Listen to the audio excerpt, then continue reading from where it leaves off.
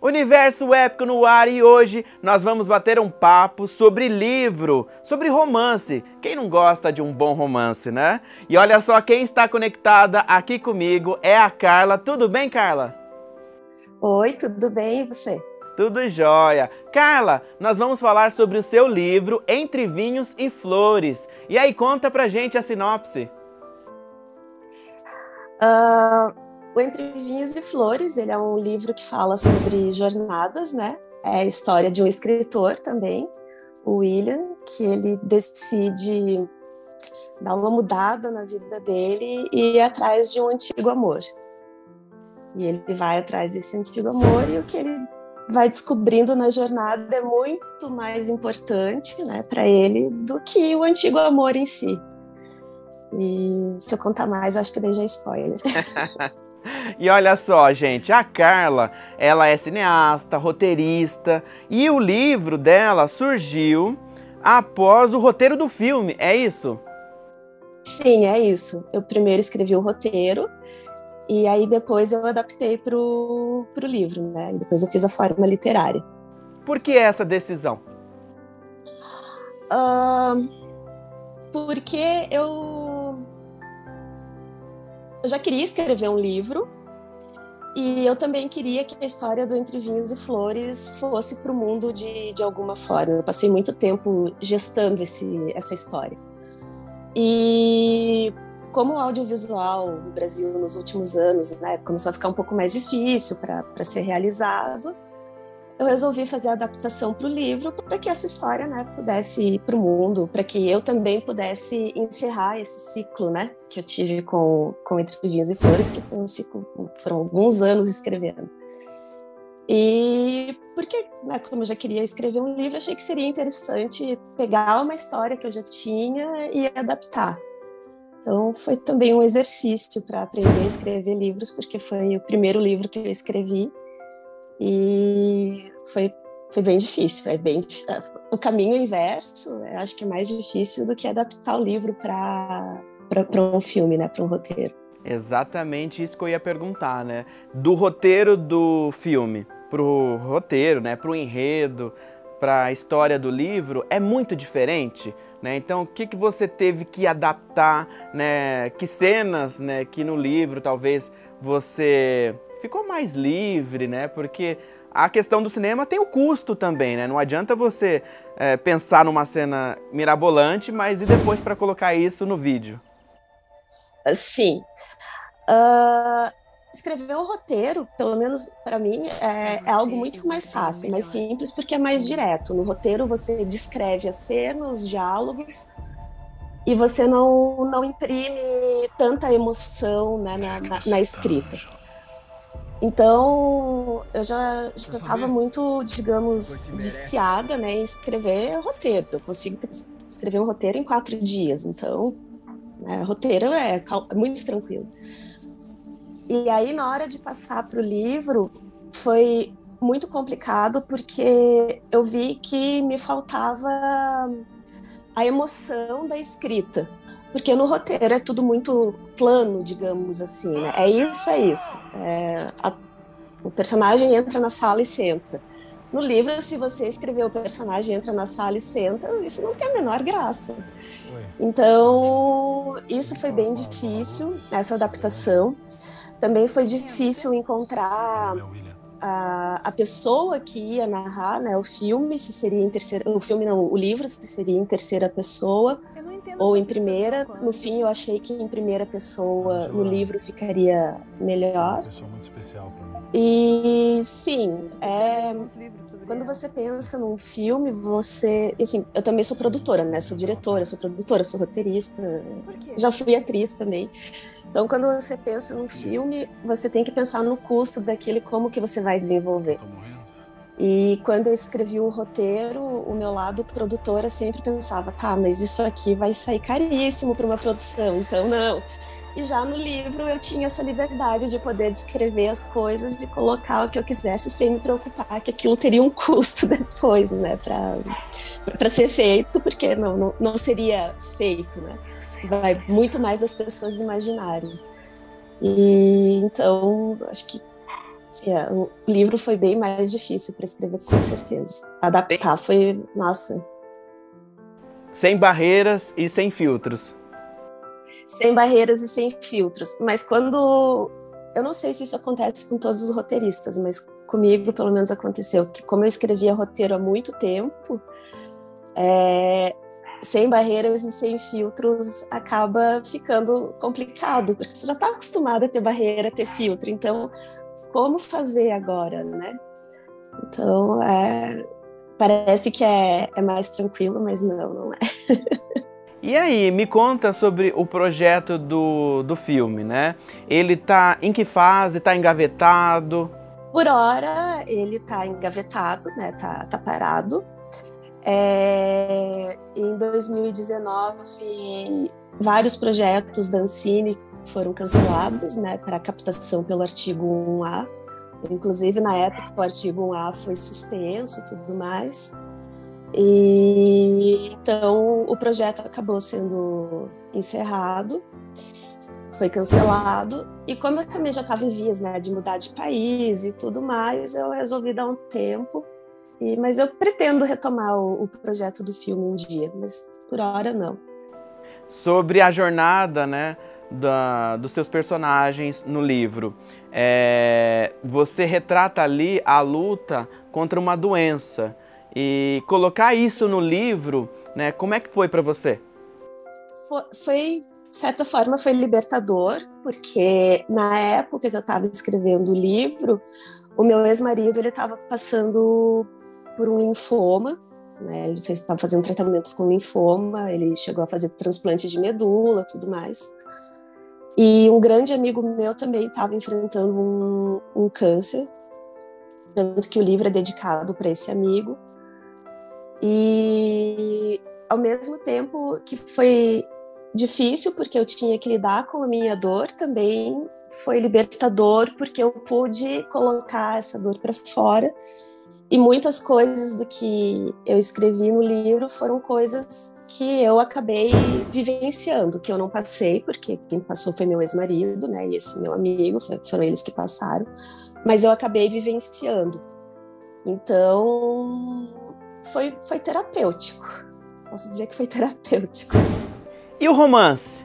O romance deles é algo muito mais idealizado, né, pelo William, do que algo real. O William, ele idealiza esse romance, ele imagina que esse romance vai ser de um jeito, e ele espera que a Ângela seja um tipo de pessoa, e só que não é um romance completamente idealizado, algo até meio platônico, assim, da parte do William, né? Vou dar spoiler. Mas não beira ao abuso, né? Por conta de ser um amor platônico, não beira... Não. Até porque o tema do abuso, ele também é tratado no livro, né? Porque a Ângela sofre abuso antes de fugir. E então o tema do abuso é tratado, mas não, o William não é abusivo com ela. Acho que não, né? Tentei não fazê-lo abusivo.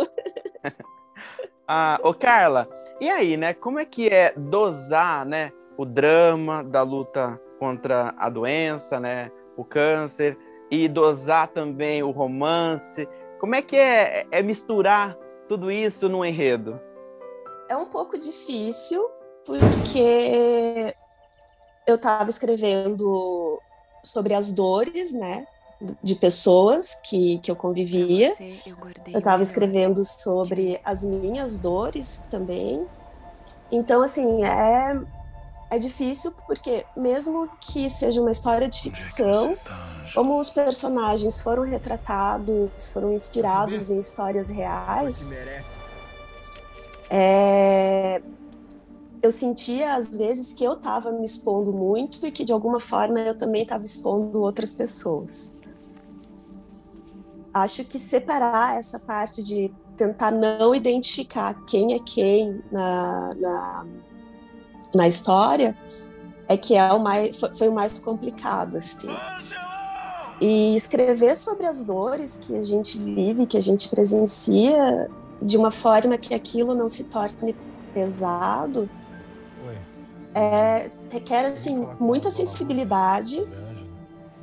É difícil dosar, às vezes, né? Como que você vai imprimir aquilo, né, no papel, na hora de escrever. Eu não entendo sua fixação, mas, ao mesmo tempo, como eu disse antes, foi terapêutico, foi libertador. Então, se tem o lado difícil de não conseguir dosar às vezes e ter que reescrever e reescrever, também tem esse lado bom de que liberta, né?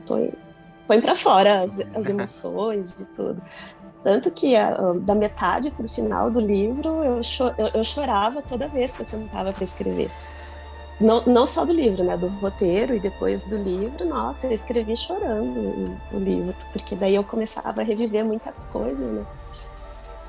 Olha só, gente, o livro da Carla está na segunda edição, né? E aí da primeira para a segunda ela não mudou nada, exatamente nada. Então o pessoal, né, que já leu, já acompanhou Entre Vinhos e Flores, quais foram as críticas? Eu recebi críticas bem positivas. O que eu mais gostei foi assim, que o público que eu atingi foi um público mais feminino, e eu escrevi o livro pensando mesmo, né, no público mais feminino. Os homens que leram também gostaram, foi positiva a resposta, né? E teve uma pessoa assim, em particular que me falou que ela leu o livro e ela estava pensando, assim, ela estava num momento de transição da vida dela, em que ela não sabia se continuava casada, se separava, o que ela fazia. E foi muito legal, porque ela falou, nossa, teu livro me deu uma outra perspectiva, assim, da vida, né? Do que eu posso fazer, do que eu posso tentar.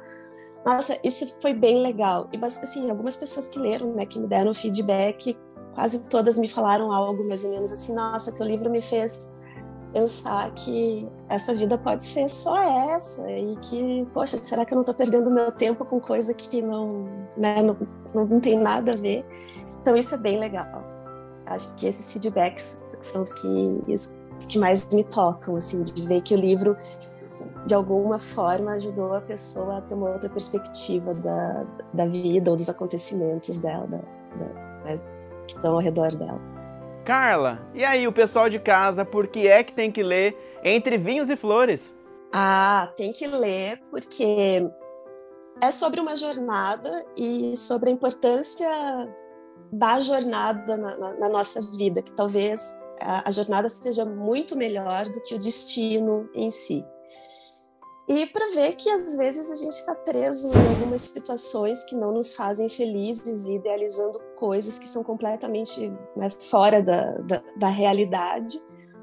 Acho que eles têm que ler para que eles, né, tenham uma outra perspectiva da vida, do que a gente pode fazer, né, que às vezes a gente pode mudar o caminho e se não der certo, tá tudo bem, a gente volta. E olha só, você aí de casa, presta atenção nesse recadinho que ela vai passar. O pessoal que se interessou, né, pelo livro, como é que faz para te encontrar?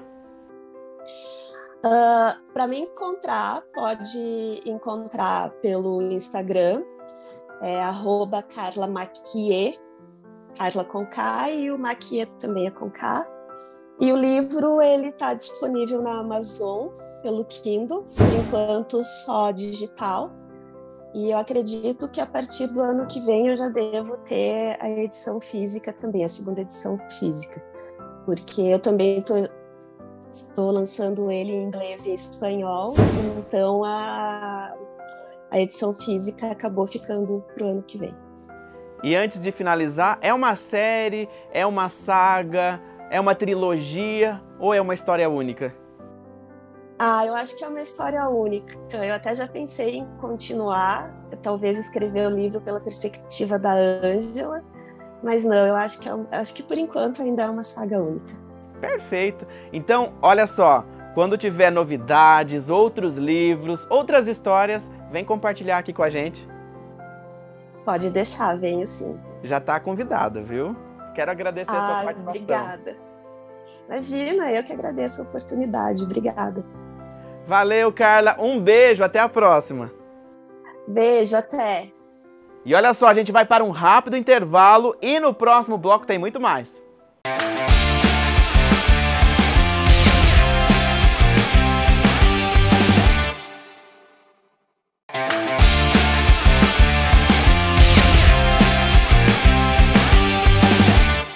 Estamos de volta, segundo bloco do Universo Épico, e a gente segue aqui falando sobre livro. E agora a obra, olha só, A Vida em Primeira Pessoa, da escritora Thaís. E ó, ela já está conectada aqui comigo. Tudo bem, Thaís?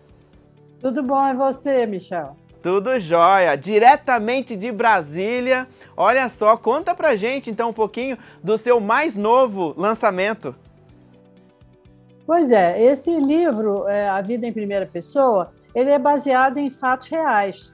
Todas as coisas que estão ali aconteceram, mas só que é um tipo de romance chamado roman à clé, que é mais ou menos romance chaveado, em que você mistura os acontecimentos do passado e do presente para contar uma história. Todas as histórias são encadeadas e aí você tece um roteiro que faz essa junção entre o passado e o presente. E aí essa história é uma história no qual você está contando sua ou uma história do qual você observou e aí colocou nesse livro? São muitas coisas juntas. Tem uma parte que é o diário, meu diário pessoal. Eu tenho um diário desde 12 anos, mais ou menos. Uma parte é resultante das minhas pesquisas, porque eu sou professora e pesquisadora da Universidade de Brasília, e eu faço pesquisa com política. Então, o livro é um romance político também. E então tem um pouco da história do Brasil, por isso que ele não é exatamente um romance histórico, mas ele tem muito da história do Brasil, e a pessoa precisa entender um pouco dessa história recente do Brasil para poder compreender a trama do livro. Por que você escolheu essa temática, né? Então é um romance ali que mistura, né, diversas histórias coletadas e aí você incrementou ali com uma pitada de política, né? Por que você escolheu esse caminho? Olha, essa é uma história que aconteceu muitos anos atrás. Eu estive um pouco envolvido com essa história. Eu conhecia as pessoas e eu sempre pensava em escrever transformar isso em um romance, de alguma maneira. E aí eu demorei muito tempo para conseguir fazer isso. Eu demorei uns 10 anos para escrever esse livro.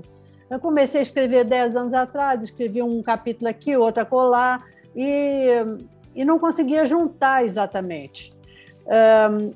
E aí eu resolvi, no início, a ideia era fazer uma coisa meio policial, tanto que existem 6 mortes no livro, né? 7 no total. E a minha ideia era escrever uma coisa assim, meio suspense, pendendo para o policial e tal, mas aí eu achei que eu não era Agatha Christie. A Agatha Christie faz isso maravilhosamente bem, né? Eu achei que não ia ficar bem, então eu resolvi misturar essas histórias, as histórias que me contaram, as histórias das pessoas, histórias presentes ou então passadas da família, de coisas que me contaram na redação jornalística, onde eu trabalhei por mais de 25 anos. E aí juntei e virou essa colcha de retalhos que a gente organiza depois e vira um romance. Thaís, agora me conta, né? Você tem ali histórias reais, né? E claro, tem ficção ali no meio, né? Mas quando você tem, né, uma história real, você buscou o caminho mais fiel daquela história ou você abusou na ficção livre, né, de criação, né? Isso atrapalhou você também? De você ter uma história real e te cerceou, né, te censurou? Não, acho que não. Quando eu escolhi as histórias que eu ia misturar, e nessa época eu estava relendo o 100 Anos de Solidão, do Gabriel Garcia Marques, pela 4ª vez, eu falei assim, não, o escritor tem que ter toda a liberdade. O escritor tem que escrever do jeito que ele acha que deve. E como eu adotei uma rotina para a minha escrita, porque senão eu não ia conseguir, de tanta coisa que a gente faz, né? Você também deve ser assim, no programa tem tanta coisa para fazer que você tem que organizar a sua rotina, né? Aí eu organizei que eu iria escrever durante no mínimo 3 horas por dia e na parte da tarde, porque eu acho que é a minha hora de escrever, a hora que eu rendo mais, né? Da tarde para a noite. Aí eu comecei a juntar essas histórias e pensei assim, não, agora eu sou livre, não sou mais jornalista aqui. Jornalista escreve dentro de determinados parâmetros, né? Você tem ali a história da pirâmide invertida, que você tem que obedecer, você tem o lead, a ordem dos fatos e tal. Quando você é escritor, quando você está fazendo um trabalho de ficção, você é totalmente livre, você abre as asas. E aí você escreve do jeito que você quiser. E reescreve também do jeito que você quiser, né? Esse livro foi reescrito muitas vezes. E muita coisa eu joguei fora. Então, eu não acho que isso tenha me censurado. Eu acho que, aliás, ajudou muito eu misturar essas histórias, porque assim, eu não identifico ninguém, eu não estou expondo os amigos, nem as pessoas que me contaram as histórias, e eu consegui tecer uma trama que é interessante, eu acho. Pelo menos as pessoas que estão lendo, até agora, estão gostando. Conta pra gente, então, um pouquinho dessa trama. Conto. É a história de uma jornalista, entre os anos 1989 e 1992, que coincide com o período do governo Collor. E essa jornalista vem para Brasília, ela é mineira, vem para Brasília para trabalhar numa grande revista semanal. E aí ela começa contando a história dela dentro de uma redação, por isso que o livro se chama A Vida em Primeira Pessoa, porque é a vida da jornalista Martina Mirabella, contada em primeira pessoa, porque tem uma parte dos diários dela e tem uma parte ela tentando escrever em primeira pessoa, quando ela vai escrever um artigo, coisa que é muito difícil para jornalista de impresso, né? A gente é tão treinado para escrever em terceira pessoa e contar histórias de outrem, né, que a gente não consegue escrever em primeira pessoa, é muito difícil. Aí ela se debate com aquele problema, tem que escrever em primeira pessoa, o chefe mandou escrever em primeira pessoa, e esse é um dos capítulos do livro. E aí é a vida amorosa dela, ela tem uma vida amorosa agitada dentro desse contexto de Brasília, e ela...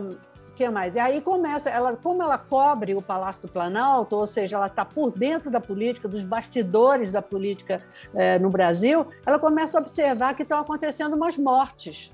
Então, morre uma pessoa, um homem, um policial, uma pessoa da Marinha, morre no estacionamento do Palácio do Planalto. Aí morre outro que é uma pessoa desconhecida, ninguém sabe quem é, e morre de repente no centro do Rio de Janeiro. Aí morre outra pessoa do entorno do candidato, porque tem um candidato que vai se eleger à presidência da República, que se chama no livro Nelson Bastos. E aí você já pode fazer essas primeiras ligações com o que está acontecendo entre os anos 89 e 92. Né? E esse candidato ele se elege e a Martina então vai cobrir essa campanha dele, vai fazer essa cobertura da campanha e depois vai fazer a cobertura dos primeiros dias dele no Palácio do Planalto. Então é mais ou menos essa trama. E vão acontecendo outras mortes. Morre a mãe do candidato, aí tem um escândalo que são os jardins da Casa da Mama, que são jardins nababescos que o candidato fez na casa dele, que também você pode estabelecer as conexões, né? E começam a morrer outras pessoas. E aí morre um lá em Londres, pessoa lá do íntimo desse presidente da República. E o presidente da República ele também tem características que são comuns aos presidentes populistas no Brasil e no mundo. Ele tem um pouco de Mussolini, ele tem um pouco de Hitler, ele tem um pouco de Maduro, Bolsonaro, e essa personalidade mistura esses componentes do comandante em chefe populista nos dias de hoje, né? Então, isso tudo aí, esse coquetel de influências faz o livro. E a Martina vai perseguindo essas histórias, procurando os nexos entre as coisas e observando que existem essas mortes que vão acontecendo. E ela termina sendo ameaçada até, porque ela estava descobrindo algumas coisas, escrevendo algumas coisas, e ela sofre ameaças. Então, é mais ou menos essa história. Eu não vou aqui dar um spoiler do final, claro, porque eu quero que todo mundo leia o livro, né? Thaís, eu achei sensacional, empolgante, adoro, principalmente histórias com mistérios, suspenses, e aí quem morreu, quem matou, amo.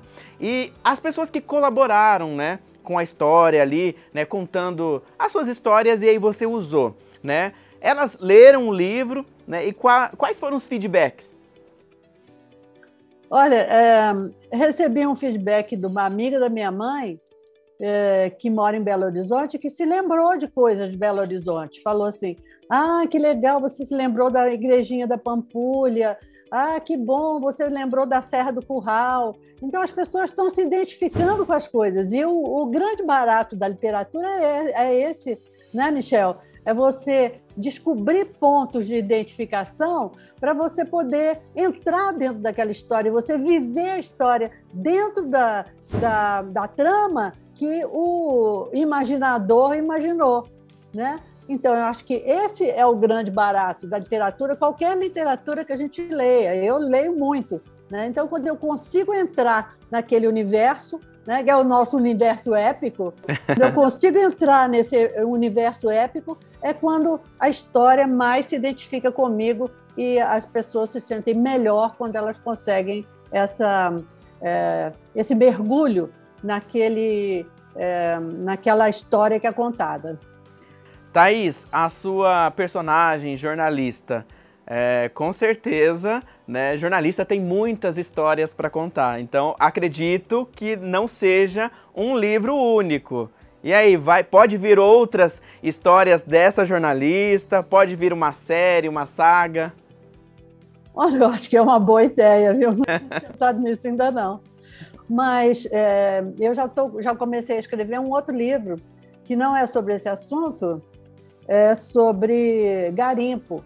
E é engraçado porque agora a televisão está dando muito realce a essa questão do garimpo aqui no Brasil, né?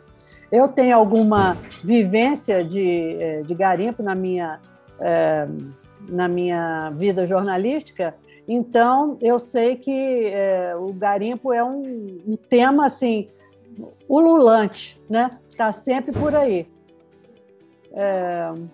Então, olha só, já tem aí um gostinho da próxima história, né, que a Thaís vai trazer pra gente. Já vou deixar até o convite feito, tá? Então, quando tiver prontinha essa história, você vem contar pra gente?